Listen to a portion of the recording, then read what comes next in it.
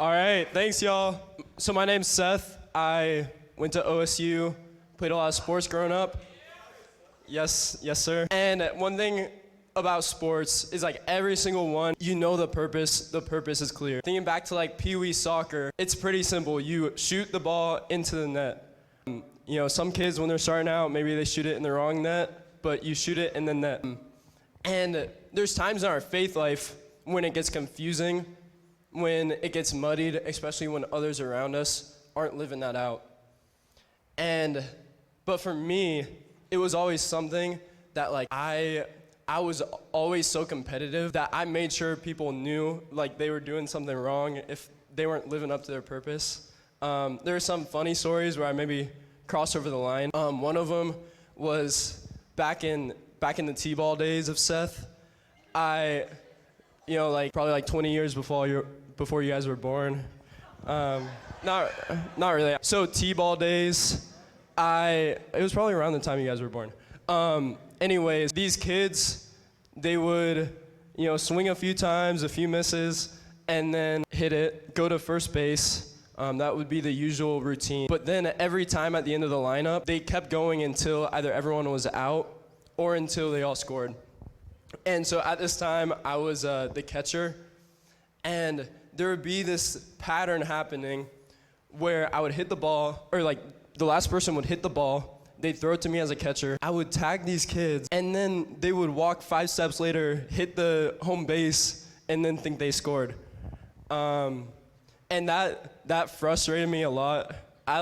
In my mind, I got like really mad at these 5-year-olds and 6-year-olds. I was one too, so. And then so what I started doing, kind of helping them learn their purpose. Whenever I got the ball as a catcher and I tagged them, I would just like tell them, you're out, you're out, you're out. And then some of these kids, I'm laughing, but it's kind of sad, like they would cry. I would tag them, tell them they're out, and then a lot of the kids would cry because they like didn't know that. And it's pretty heart-wrenching, like it's kind of heartbreaking for them. Like they put their heart out there, thought they got a grand slam, and then they're out. So that's tough. Next one, I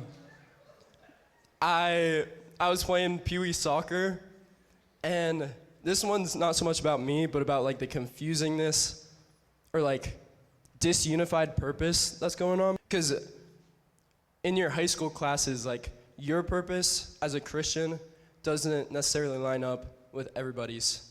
So Pee Wee soccer, about 3rd grade for my class, and half of my class, there was one kid that was really interested in antiques, and the class really hung out and talked to each other a lot.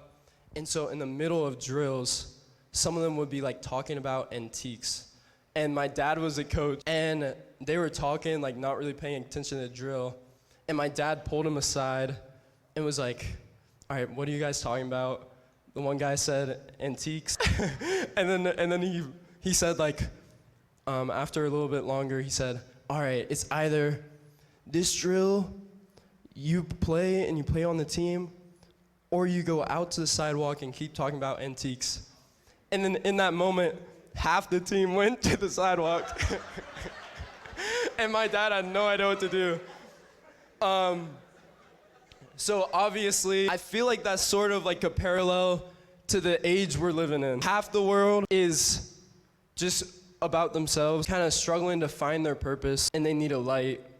And then the other half is trying to do the right thing, trying to go hard, but there's just a struggle. And there's a place for antiques, and there's a place for soccer, and they're usually different times. So I want to talk to you guys about what your purpose is as a Christian, what your calling could be, what the heart and the will of God is for you. And part of this is a question that people would kept coming to Jesus about.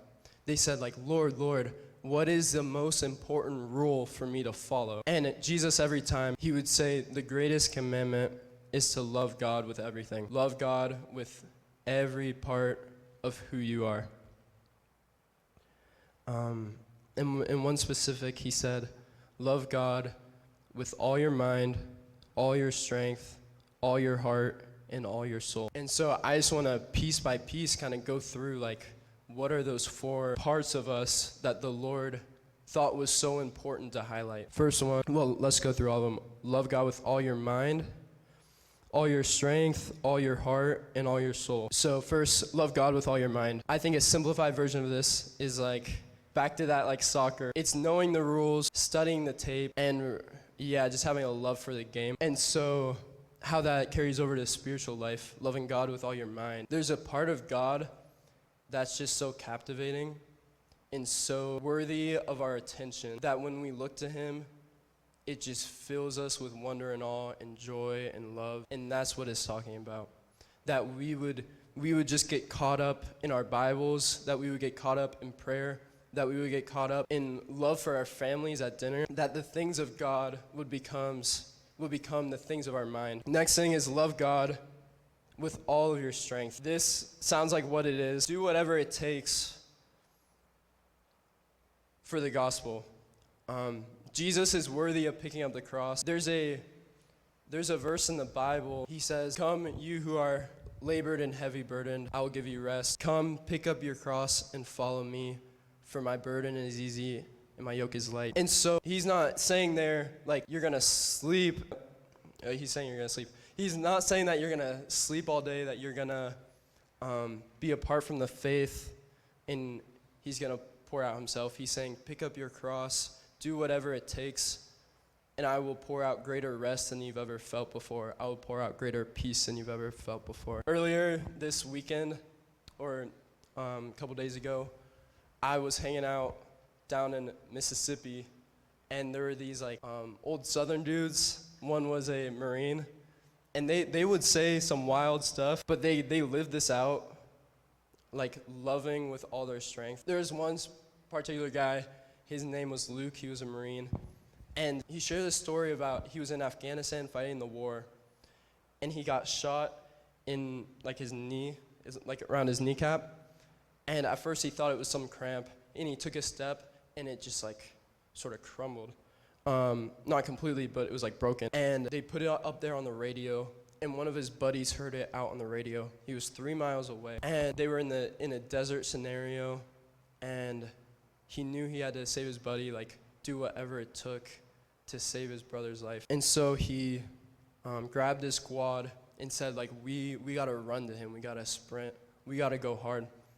And so they had 100 pounds of armor and equipment, and they went across a desert, and that's not easy. Like, it's not a normal 5K. If you've ever run in the beach, like, it's twice as hard as normal. But they were willing to do it, and they ended up saving his life in like a combat scenario, sending him back, and then he got helicoptered out. Basically, he was stuck from the base, like across the country, and he, against orders, he went back to his squad, hitchhiking across Afghanistan for love of them. And it's obviously something that's different, that there's something about the life that he's living there and the life that we're living, that there's like a comfortability gap, but the Lord is worthy of it. Next, part of the greatest commandment, love God with all of your heart. This aspect was one of the more confusing ones to me when I was reading it. Loving God with all your heart, what does that mean? It means the innermost like being of who you are laid out on the table for the Lord. And especially in the Hebrew days, like they attributed that to your personality as well. And so the Lord, he's actually looking to who you are personally, with like a joy of how he sees you and your specific giftings. And you have an opportunity to pour that out to him in a way that only you can. Only C.S. Lewis could write the books that he did. And if he spent his days on the earth doing something different, there would be a missing part of a lot of our lives. And you guys are not just called to this room, but the Lord makes nations out of you. And you guys are going to impact millions of people with your specific gifting, who you are. And there's some of you with like great boldness, great zeal. There's some of you with great compassion, with great talents. I feel like the Lord's speaking like some of y'all with like dance, like different things like that. Giving that giving your entire being in that way, in the most creative way, but also starting out low. There's a specific part about reaching the goal, reaching the role that you have in your life that can only be done by like being a disciple of someone that you look up to that is so much like that. So I would just really encourage y'all to like grab somebody that you look up to, that you see your giftings in, and try to be like them, try to learn from them, try to grow, fit in their shoes, follow the cross. The last one of these four is love God with your entire soul.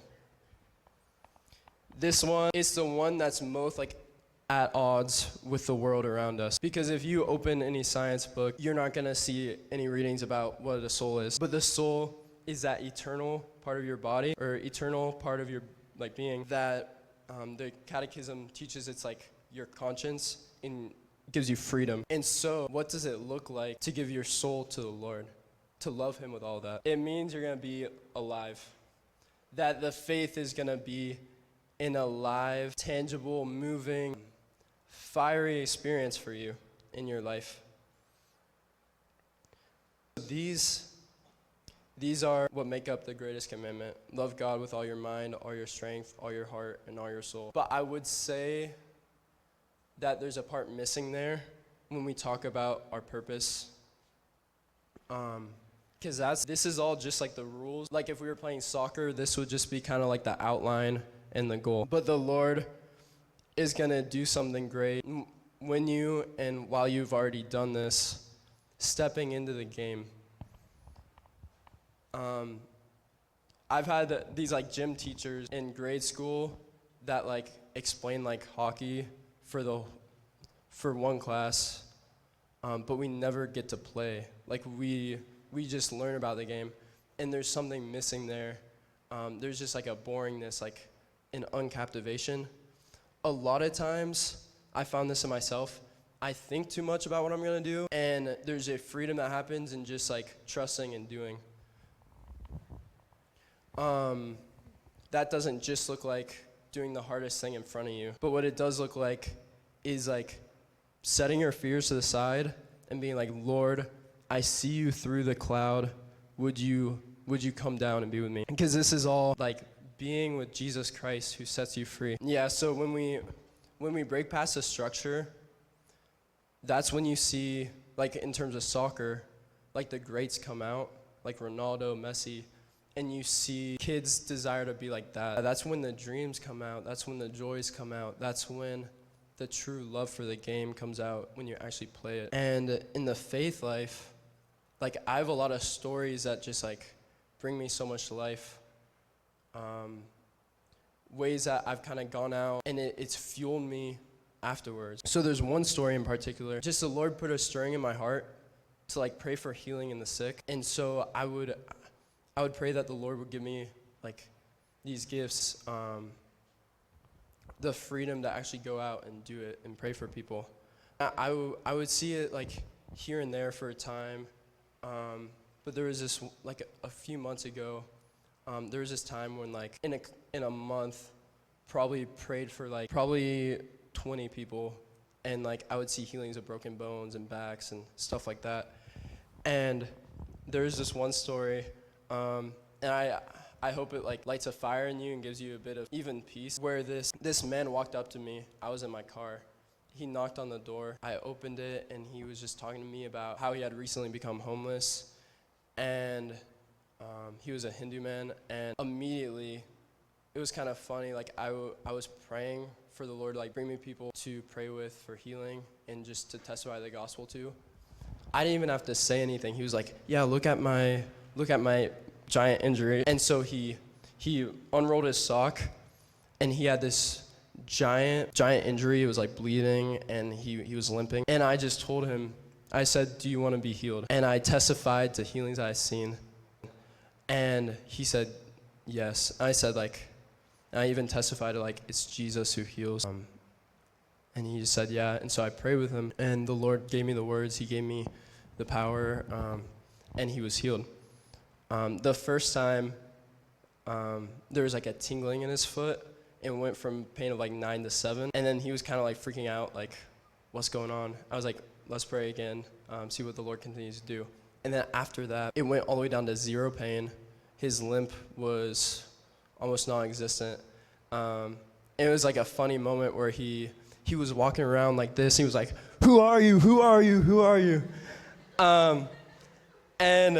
And I just testified to Jesus and his saving power. We talked a bit more. He ended up actually like denying Jesus, which was like kind of heartbreaking. But at the same time, these are the stories that we witness in the Bible, and these are the types of things that the Lord like desires us to just have this burning heart for. That when we talk about loving God with all our mind, that we would be captivated by these things and brought to the saving power of the Lord. Because he doesn't want us to get caught up in the like constant battle with small little disagreements with the devil. He wants us to hear what the devil says and just turn to worship of the Lord and just deny it and just make a path for others. Yeah, so I want to share one more testimony because I have a little bit more extra time. Yeah, recently at this retreat, the Lord was just filling me up with the Spirit. I could just feel this like electricity flowing through me just during this time of worship. And basically, whenever I would pray with people during that time, I could the Lord would tell me what they needed to hear. And sometimes it would be like words of knowledge, like things like they wouldn't be known about that I couldn't have known otherwise. And then it would fill them up. And then the Lord he gave me this gift of tongues to like speak with them. And whenever I would share it, it would just like fill them up to the brim with the Spirit. And many of them would just they would have profound encounters with the Lord. And some would fall, some would weep. And I don't say all this for any reason except Jesus is Lord. And he has supernatural graces that will fill you up to accomplish your mission. And there needs to be a fire in our hearts that goes past every lie that we hear, every shame, every doubt that Jesus is Lord, and just brings us to the cross and brings us to the love of our brother and sister. One thing I felt like the Lord was speaking before this time was that in terms of like the soccer analogy, a lot of y'all have been on the field for a while, and it's just kind of gotten repetitive, kind of burnout, kind of like difficulty feeling like the love of the Lord, and especially like meeting the expectation that you've placed for yourself as a student in high school, as a missionary, as someone who wants to serve the Lord. And one thing the Lord wants to speak into that, go back to Pee Wee soccer, go back to when y'all were kids. It's not about the stat sheet. It's not about the test that you've succeeded. It's not about the fame. It's not about who's ranking higher in the kingdom of heaven or not. It's not about getting into the right college. It's about the fun of the game and the desire to win and the knowing of Jesus. And that will set you free. If we can be okay with having teammates that score on our own goal, that will shake us to the core, and we will learn God's love, because it happens a lot. And so I just want to pray for y'all for just a filling of the Spirit. And so if all of y'all would just put your hands out and just receive and just speak, "Come, Holy Spirit." So Lord, I pray that you would reveal your heart for them, for each one of your children, that there would be an inflowing of the Spirit, a captivation in Jesus Christ. And he's speaking, "I have known you and I have found you good. I bring you out into the cleanest pastures and I give you places to rest, for you are mine. Do not be afraid, for the time is coming when it'll all be gone and it'll just be the light of my face shining upon you. May the Spirit fill you up and remain in you forever."